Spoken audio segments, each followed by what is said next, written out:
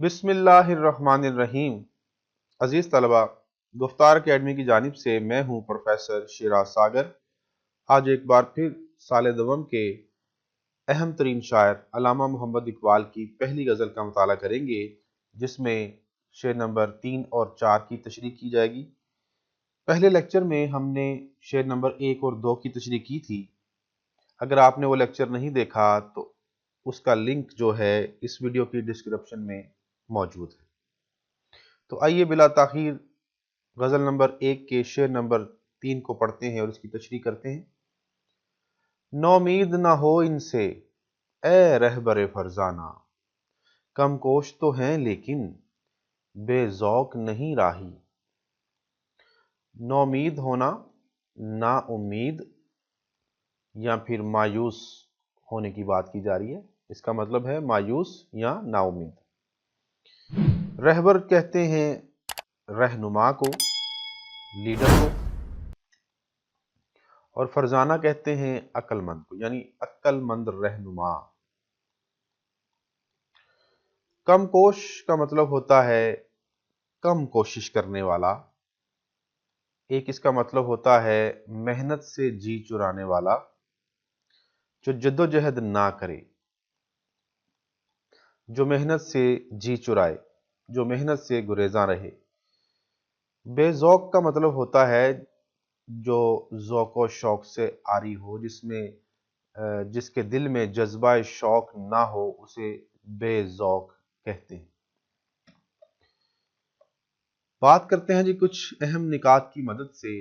سب سے پہلی بات کہ اس شعر کا تعلق اس دور سے ہے جب مسلمان انتہائی زوال آمادہ تھے اور انتہائی پستی کی زندگی گزار رہے تھے، ہندوستان کی سب سے پسماندہ قوم بن چکے تھے۔ اس کا آغاز ہوا تھا 1857 کی جنگ آزادی کے بعد، جو مسلمانوں کے حالات ہوئے اور جو اس دور میں ان کا نقصان ہوا۔ وہ جنگ مسلمانوں کی ایک آخری امید تھی، ایک آخری زور تھا جو انہوں نے لگایا اور عظمت رفتہ کو یاد کرنے کی کوشش کی۔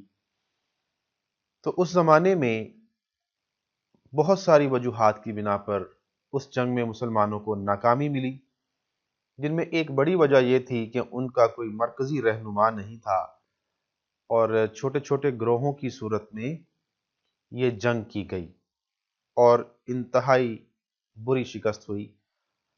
اس کے بعد جنگ جیتنے کے بعد انگریزوں نے جو دلی میں ظلم و ستم کیا، وہ ایک الگ کہانی ہے، وہ پھر کسی دن بیان کریں گے۔ مختصر یہ کہ مسلمانوں کے چیدہ چیدہ رہنماؤں کو قتل کیا گیا، تمام مشاہیر کو مار دیا گیا، تاکہ ان میں دوبارہ ایسا کرنے کی جرت نہ ہو، اور اس جنگ کو بغاوت کا نام دیا گیا۔ سارا الزام مسلمانوں پر لگایا گیا اور ان کا حقہ پانی بند کرنے کی کوشش کی گئی، بلکہ ان کی آزادی ختم کر دی گئی اور عبادت کے حوالے سے بھی پابندیاں تھیں۔ مسلمانوں کو اعلیٰ تعلیم حاصل کرنے پر بھی پابندی تھی۔ ان کو تمام بڑے عہدوں سے ہٹا دیا گیا اور اس کے ساتھ ساتھ ہندوؤں کو ابھارا گیا، کیونکہ وہ جانتے تھے کہ یہ وہی مسلمان ہیں جنہوں نے 1000 سال تک ہندوستان پر حکومت کی ہے، اور یہی وہ قوم ہے جس کو غلامی میں رہنے کی عادت نہیں ہے۔ اس لیے انہوں نے مسلمانوں کو دبایا، اور اس قدر دبایا کہ پھر کئی دہائیوں تک کوئی بڑا لیڈر جو ہے مسلمانوں میں پیدا نہیں ہوا۔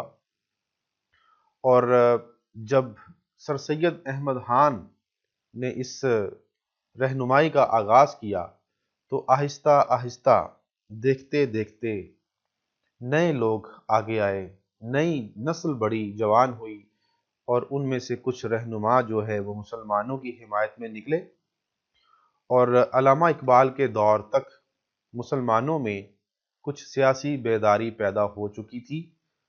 لوگ اپنا حق مانگنا چاہتے تھے، جن میں سر سید احمد خان بڑے اہم رہنما تھے، جنہوں نے اس زمانے کے مسلمانوں کو یہ باور کروایا کہ پہلے تعلیم حاصل کریں پھر سیاست میں حصہ لیں، لیکن اس کے باوجود بھی مسلمان سیاسی طور پر بیدار ہو چکے تھے، لیکن سیاسی طور پر بیدار ہونے کے باوجود بھی مسلمان ابھی بہت پیچھے تھے، ان میں وہ جذبہ نہیں تھا جو کہ پہلے کبھی ہوا کرتا تھا۔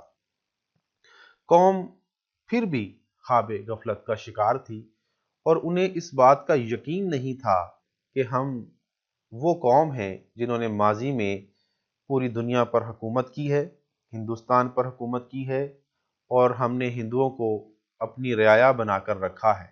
وہ بھول چکے تھے کہ ہم کن اجداد کے وارث ہیں۔ تو خواب غفلت کا شکار تھی قوم، اور اس خواب غفلت میں شکار ہو کر اپنے رہنماؤں کو مایوس کر رہی تھی۔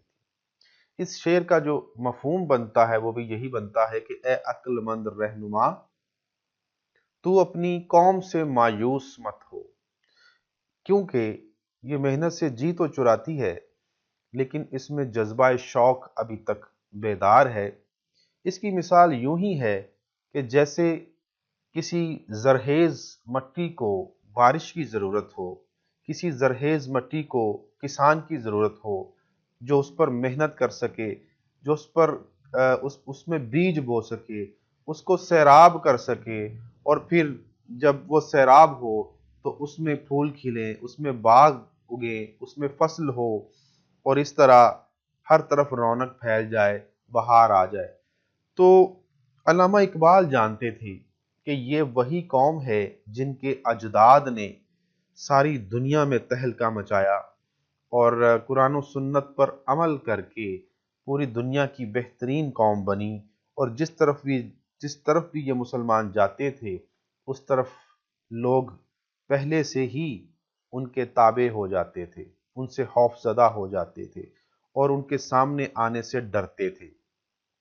تو یہ رعب و دبدبہ اب ختم ہو چکا تھا، لیکن علامہ اقبال نے پوری کوشش کی اپنے لیکچر سے، اپنی نثر سے، اپنی شاعری سے، انہوں نے پوری کوشش کی کہ اس قوم کو بیدار کیا جائے، کیونکہ وہ جانتے تھے کہ اس قوم میں ابھی وہ رمق باقی ہے کہ جس کی مدد سے وہ دوبارہ ایک بار پھر اپنے پاؤں پہ کھڑی ہو سکتی ہے۔ ایک حوالے کا شعر دیکھیے، علامہ اقبال اپنی قوم سے مایوس نظر نہیں آتے۔ وہ کہتے ہیں ایک شعر میں، نہیں ہے نا امید اقبال اپنی کشت ویراں سے، ذرا نم ہو تو یہ مٹی بڑی زرخیز ہے ساکی۔ تو حیرت انگیز بات ہے کہ علامہ اقبال کے شعروں کی تشریح کرتے ہوئے حوالہ جات کے طور پر بھی علامہ اقبال کے ہی شعر ملتے ہیں۔ تو اس شعر میں بھی وہ اس بات کی امید جگائے بیٹھے ہیں کہ یہ وہ زرخیز مٹی ہے کہ جس کو بس نم کرنے کی ضرورت ہے، اپنی اس کھیتی سے، ویران کھیتی سے پریشان اور مایوس ہونے کی ضرورت ہرگز نہیں ہے۔ لیکن اس دور کے رہنما جو تھے وہ اپنی قوم کی رہنمائی کرتے کرتے تھک گئے تھے۔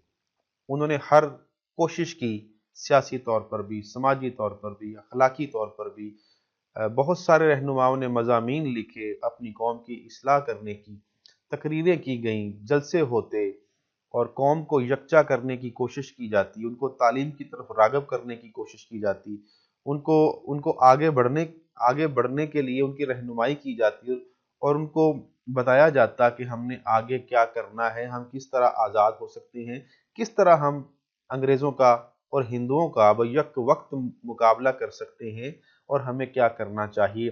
لیکن قوم ایسی سوئی جنگ آزادی کے بعد کہ اس کو جگانا بہت مشکل ہو گیا، اگرچہ کہ ان میں شوق تھا، ان میں ذوق تھا، آگے بڑھنے کی لگن تھی، جستجو تھی، کچھ کرنا چاہتے تھے، آزاد ہونا چاہتے تھے، لیکن محنت سے جی چراتے تھے، محنت سے گریزاں رہتے تھے، جدوجہد کرنے سے وہ کتراتے تھے، اور ان کو ایک خوف سا تھا کہ پتہ نہیں کہ ہم آگے بڑھیں گے یا انگریزوں کا مقابلہ کرنے کی کوشش کریں گے تو کہیں ایسا نہ ہو کہ جنگ آزادی والی تاریخ پھر دہرائی جائے اور پھر وہ قتل و غارت کا سلسلہ شروع ہو جائے۔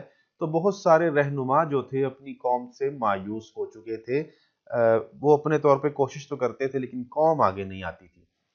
تو ایک جگہ یہ بھی ہم نے پڑھا کہ ایک وقت ایسا آیا کہ قائد اعظم محمد علی جناح بھی اس قوم سے مایوس ہو کر واپس انگلینڈ چلے گئے، جو کہ بعد میں علامہ اقبال کے خط لکھنے پر واپس آئے، اور علامہ اقبال نے ان کو یقین دلایا کہ آپ ان سے مایوس نہ ہوں، آپ ان پر محنت کریں، یہ ذوق و شوق سے آری ہرگز نہیں ہیں۔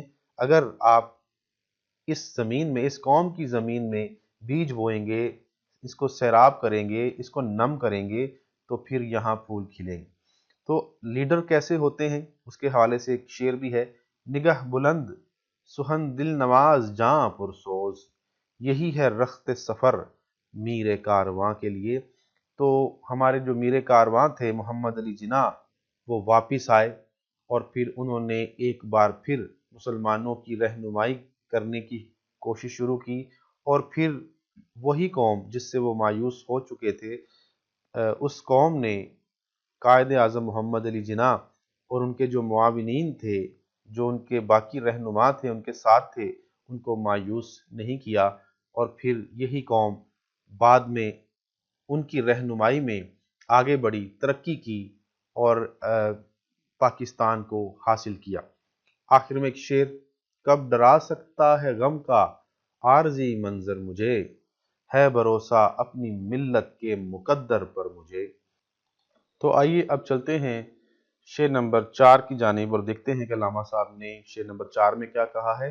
انتہائی معروف شعر، انتہائی مشہور شعر: اے طائر لاہوتی اس رزق سے موت اچھی، جس رزق سے آتی ہو پرواز میں کوتاہی۔ کوتاہی کا مطلب کوئی کمی یا کوئی کجی رہ جانا۔ اور اے طائر لاہوتی جو ہے یہ ایک انتہائی اہم ترکیب ہے، جو انتہائی اہم تناظر میں جو ہے استعمال کی گئی ہے، بہت وسعت رکھتی ہے۔ اس کو کچھ نکات کی مدد سے واضح کرتے ہیں۔ سب سے پہلے بتاتا چلوں کہ لاہوت کیا ہے۔ معرفت کی آخری منزل جہاں سے آگے کچھ نہیں ہوتا، یعنی سالک کی آخری منزل جس میں اسے فنا فی اللہ کا مرتبہ حاصل ہوتا ہے۔ آسان لفظوں میں کہ ایک صوفی، ایک تصوف سے تعلق رکھنے والا انسان جب معرفت کی راہوں پر چلتا ہے تو اس کی آخری منزل، اس کا آخری مقام جو ہے وہ لاہوت کہلاتا ہے، جہاں پہنچ کر وہ اپنی ذات کو اللہ تعالیٰ کی ذات میں فنا کر دیتا ہے۔ طائر لاہوتی جو ترکیب ہے، اس کا مطلب پھر یہ ہوگا کہ وہ پرندہ جو انتہائی بلند ترین مقام تک رسائی رکھتا ہو۔ آسان لفظوں میں بلند پرواز پرندہ جو بلندی پر پرواز کرتا ہے۔ یہ ایک استعارہ بھی ہے جی، اور طائر لاہوتی جو ہے در حقیقت شاہین کو کہا جا رہا ہے۔ اور شاہین کس بات کا استعارہ ہے؟ یہ مرد مومن کا استعارہ ہے۔ علامہ اقبال مرد مومن کے مختلف نام انہوں نے رکھے ہیں، مختلف ناموں سے اس کو یاد کرتے ہیں۔ میں پہلے بھی اس کا تذکرہ کر چکا ہوں۔ کبھی وہ مرد مومن کہتے ہیں، کبھی مرد کامل کہتے ہیں، کبھی وہ شاہین کہتے ہیں، کبھی فقیر کہتے ہیں، کبھی درویش کہتے ہیں، کبھی وہ قلندر کے نام سے اس کو یاد کرتے ہیں۔ تو اس کے مختلف نام ہیں جو علامہ صاحب نے رکھے ہیں، لیکن یہ ایک ہی شخصیت کے مختلف نام ہیں جس کو علامہ صاحب مختلف ناموں سے یاد کرتے رہتے ہیں۔ تو مرد مومن کو شاہین کیوں کہا جاتا ہے، علامہ صاحب کیوں اس کو شاہین کہتے ہیں، اس کی بھی کچھ وجوہات ہیں، کیونکہ ان دونوں میں کچھ مشترک صفات ہیں، کچھ مشترک خوبیاں ہیں، کچھ یکساں باتیں ہیں۔ ان میں یہ ہے کہ جی شاہین جو ہے یہ بھی بلند پرواز ہے، اور مرد مومن کی پرواز بھی جو ہے وہ بہت اونچی ہے۔ شاہین بہت تیز نگاہ ہے اور مرد مومن کی نگاہ بھی بہت تیز ہے۔ شاہین جو ہے وہ سمجھتا ہے کہ سارا جہان اس کا وطن ہے، اور مرد مومن بھی کسی ایک جگہ پر اپنا ٹھکانہ نہیں بناتا، وہ بھی ساری دنیا کو اپنا وطن سمجھتا ہے۔ شاہین بھی یہ سمجھتا ہے کہ اس کو شکار کر کے کھانا چاہیے، اور مرد مومن بھی کسی سے لے کر نہیں کھاتا۔ تو شاہین میں بھی غیرت ہے، عزت نفس ہے، قومیت ہے، اور مرد مومن میں بھی یہی صفات پائی جاتی ہیں۔ اس لیے مرد مومن جو ہے، جو کہ ایک اللہ تعالیٰ کا نائب ہے اس دنیا میں، اس کے خلیفہ کی حیثیت رکھتا ہے، اس کو علامہ صاحب شاہین کہتے ہیں۔ اور مزید ایک نئی انہوں نے جو ترکیب استعمال کی ہے وہ طائر لاہوتی ہے۔ طائر لاہوتی سے مراد مرد مومن ہی ہے۔ آگے ایک شعر میں بیان کرتا چلوں اس حوالے سے، حوالہ جات کے حوالے سے، مطلب حوالہ جاتی شعر۔ پرندوں کی دنیا کا درویش ہوں میں، کہ شاہیں بناتا نہیں آشیانہ۔ تو اس شعر میں ایک پیغام بھی ہے، ایک درس ہے جو کہ خودداری کا ہے۔ وہ علامہ صاحب اپنی نوجوان نسل کو، اپنی قوم کو یہ بتانا چاہتے ہیں، یہ درس دینا چاہتے ہیں کہ آپ میں خودداری ہونی چاہیے، کیونکہ ایک سچا اور پکا جو مومن ہے، جو مسلمان ہے، اس میں عزت نفس ہے، اس میں خودداری ہے، اور جس میں خودداری نہیں وہ مرد مومن ہو ہی نہیں سکتا۔ یہ خودداری کیا چیز ہے؟ یہ در حقیقت انسان کی، اس کا تعلق انسان کی غیرت سے ہے، کہ جب انسان کسی کے سامنے ہاتھ نہیں پھیلاتا، جب انسان کسی کے سامنے سر نہیں جھکاتا، جب انسان غلامی میں نہیں جاتا، آزاد رہتا ہے، آزاد ذہن رکھتا ہے، آزاد دل رکھتا ہے، اور پھر اپنی محنت سے ہی اپنا رزق کماتا ہے۔ تو اس خودداری کا تعلق خودی سے ہے، جو کہ علامہ صاحب کا ایک مرکزی نقطہ یا مرکزی ان کا جو فلسفہ ہے۔ پھر ہم دیکھتے ہیں جی کہ علامہ صاحب یہ کہنا چاہتے ہیں کہ جو مقاصد کے حصول کے لیے ذرا سی کوتاہی بھی جائز نہیں۔ یہاں مقاصد کون سے ہیں جی؟ یہاں بلند ترین مقاصد کی بات ہو رہی ہے۔ اگر شاہین کی بات ہو رہی ہے، اگر مرد مومن کی بات ہو رہی ہے، تو یقیناً اس کا مقصد بہت بلند ہے، اس کی پرواز بہت بلند ہے، اور اس کا جو نصب العین ہے وہ عام لوگوں سے، عام جو لوگ ہیں یا رعایا ہے ان سے مختلف ہے۔ اس لیے اس کی جو پرواز ہے اس میں ذرا سے بھی کمی کوتاہی نہیں ہونی چاہیے، کیونکہ اگر وہ کمی کوتاہی برتے گا تو پھر وہ اپنے اصل سفر سے ہٹ جائے گا، اپنی منزل سے اتنا ہی دور ہو جائے گا۔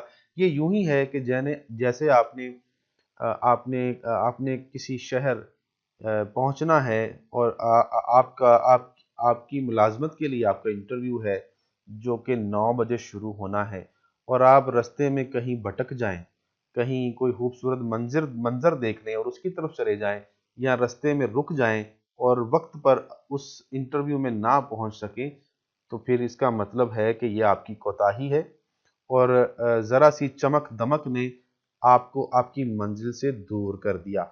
تو یہاں اس شعر میں علامہ صاحب اپنی قوم سے مخاطب ہیں کہ تمہاری منزل ابھی بہت دور ہے، تم ایسے مرد مومن ہو جس نے آزادی حاصل کرنی ہے، جس نے اس دنیا میں کامیابی حاصل کرنی ہے، اللہ تعالیٰ کا نام بلند کرنا ہے، اس کی توحید کو پھیلانا ہے، اور نبی صلی اللہ علیہ وآلہ وسلم کا جو پیغام ہے، ان کی جو تعلیمات ہیں ان کو عام کرنا ہے، اور صحیح معنوں میں اللہ تعالیٰ کا نائب بن کر اس دنیا میں رہنا ہے۔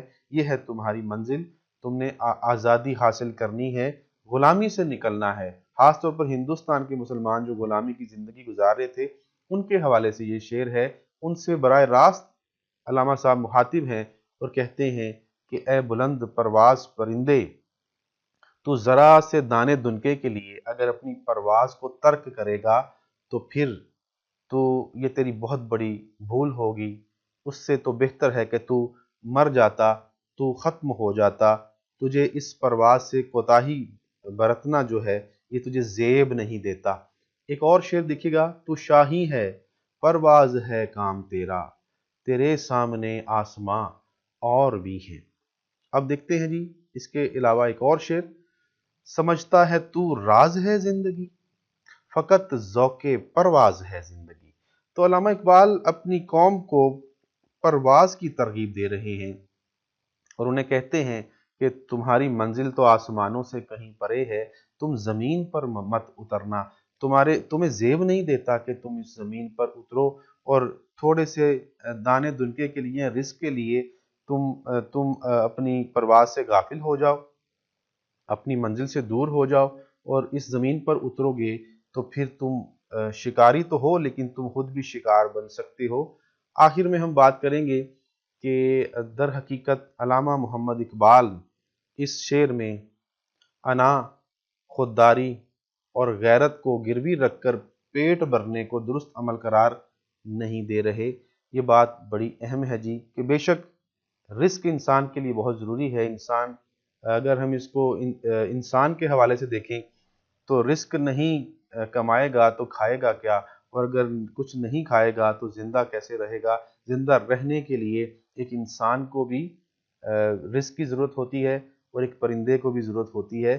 لیکن یہاں بات ہے کہ اگر رزق کے لیے آپ کو اپنی انا گروی رکھنی پڑ رہی ہے، اپنی خودداری کو بیچنا پڑ رہا ہے، اپنی غیرت جو ہے وہ گروی اس کو بھی گروی رکھنا پڑ رہا ہے، تو اس سے بہتر ہے کہ موت قبول کر لے، اپنا سر نہ جھکائے، اپنا سر کٹوا دے، لیکن اپنی دستار جو ہے وہ نیچے گرنے نہ دے، اپنی پگڑی کو نیچے گرنے نہ دے، اپنی عزت پر آنچ نہ آنے دے، اور اپنی پرواز کو جاری رکھے، اپنے کام کو جاری رکھے، اپنی منزل کا سوچتا رہے، اپنے سفر میں کسی قسم کی کوئی کوتاہی نہ آنے دے، بس ذرا سا پیٹ بھرنے کے لیے اپنی پرواز کو ترک نہ کرے، اپنے سفر کو ترک نہ کرے۔ یہاں یقیناً ایک اور بھی ایک خیال جو ہے اس سے منسلک ہو سکتا ہے۔